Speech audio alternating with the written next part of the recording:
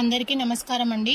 ఈ వీడియోలో ఎలాంటి హడావుడి లేకుండా చిటికెలో అయిపోయే మజ్జిగ చారు రెసిపీ చూద్దామండి. మజ్జిగలో కొద్దిగా సాల్ట్ వేసుకొని అలాగే ఒక హాఫ్ గ్లాస్ వాటర్ వేసుకొని కలుపుకోండి.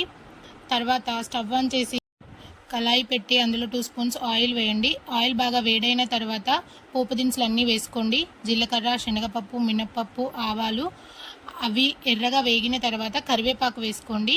కరివేపాకు కూడా వేసుకున్న తర్వాత పచ్చిమిర్చి అలాగే ఆనియన్స్ కూడా వేసుకొని వేయించుకోండి. ఆనియన్స్ బాగా వేగనవసరం లేదు, పచ్చివాసన పోయేంత వరకు వేగితే సరిపోతుంది.